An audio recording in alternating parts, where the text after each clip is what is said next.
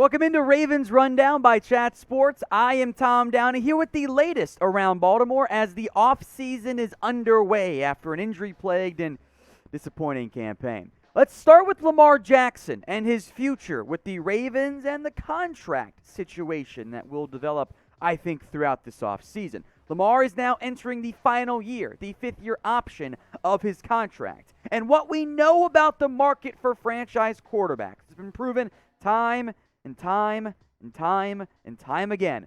It only goes up. The longer you wait, the more expensive it is. But here's the problem.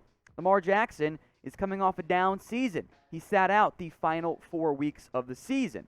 Now, Josh Allen has already gotten paid by the Buffalo Bills. I think coming off of last season, you can make a real argument that is the ceiling potentially for Lamar Jackson. You can't be paying him $45 million more than Mahomes, at least not yet. But hey, if Russell Wilson gets dealt, he's going to want a new deal, and he's never taken less than the borderline max from teams. So I think you're looking somewhere in that 45, if you're lucky, $38, $37 million range, and you're probably going to have to guarantee Lamar Jackson upwards of $110 million.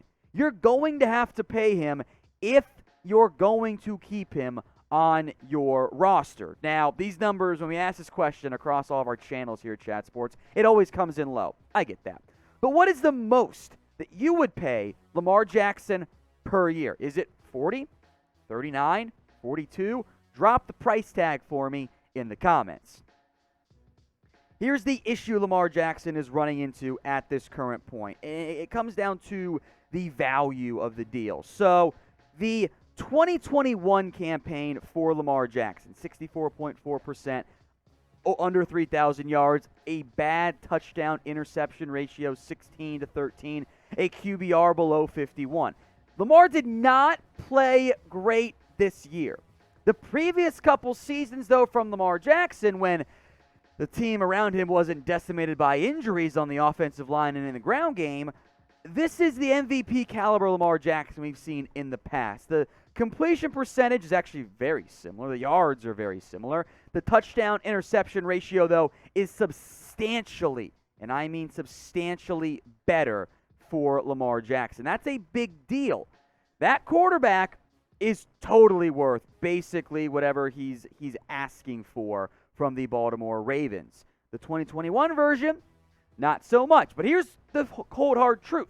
The longer a team waits to pay a quarterback, Dallas Cowboys, the more expensive it ends up being. I mean, imagine if the Bills hadn't paid Josh Allen yet and he makes a deep playoff run. Ooh, might have been commanding Mahomes money all of a sudden. Longer you wait, the more expensive it is, unless you're not sold on the quarterback. If you don't believe Lamar Jackson is your franchise guy and or can stay healthy as your franchise QB, the first year's really had injuries, of course, well, maybe you don't want to pay him.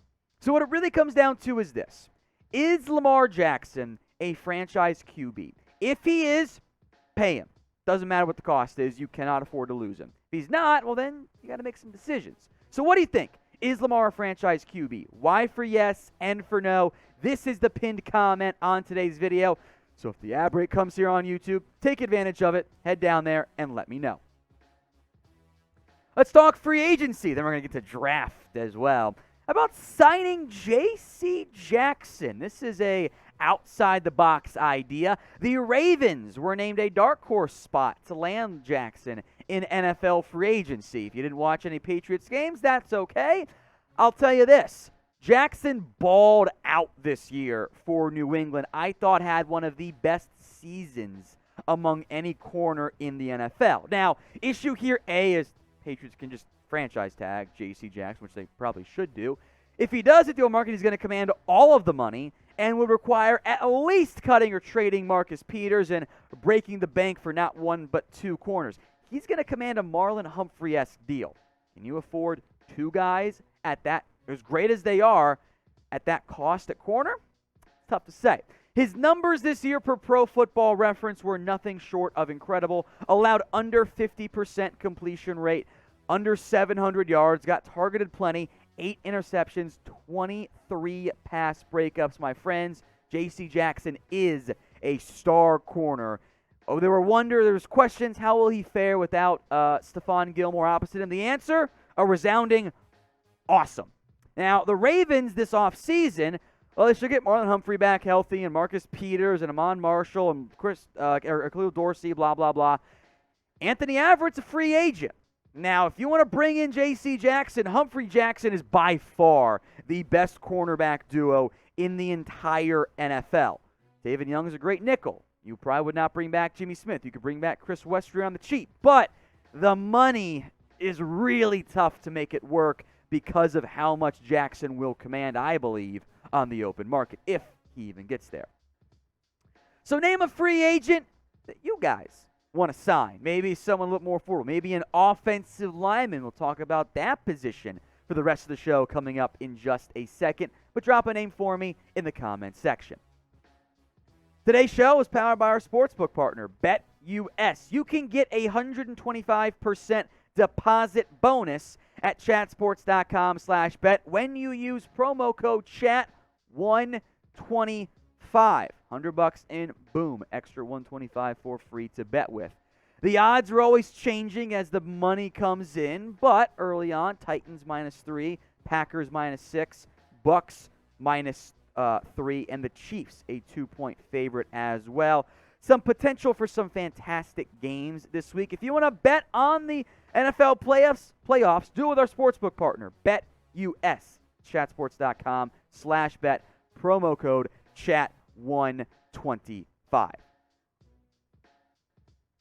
Let's talk about Mel Kiper's latest NFL mock draft now. Kiper mocked Tyler Linderbaum to the Baltimore Ravens out of Iowa. That is the center prospect. And I'm a huge Tyler Linderbaum fan. I think he is one of the best prospects in this year's NFL draft. And he would be a fantastic selection if he slides all the way down to the number 14 overall pick in the NFL draft. Linderbaum is a great player. In fact, in my own mock draft, that's actually what I had them doing. I had the Ravens drafting Linderbaum in round 1. If he's there, would be a great selection.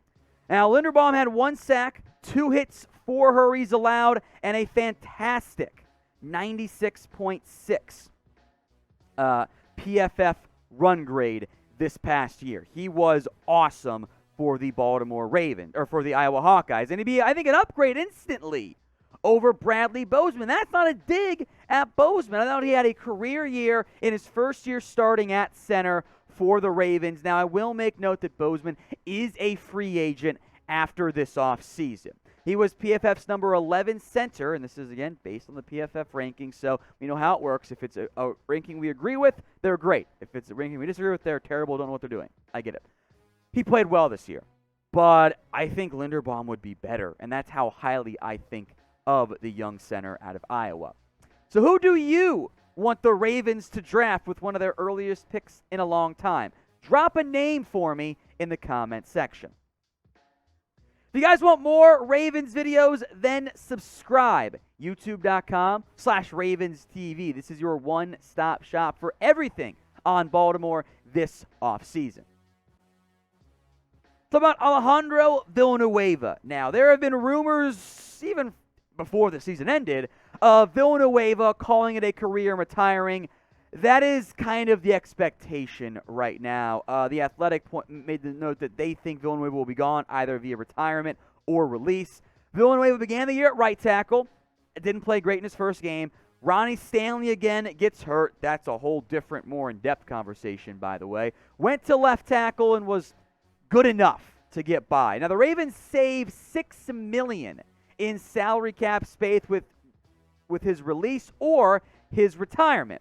Villanueva got beat plenty this year. He was not an elite left tackle. That's not who he is at this point in his NFL career. 9 sacks, 9 hits, 37 hurries, and that 65.7 PFF run grade.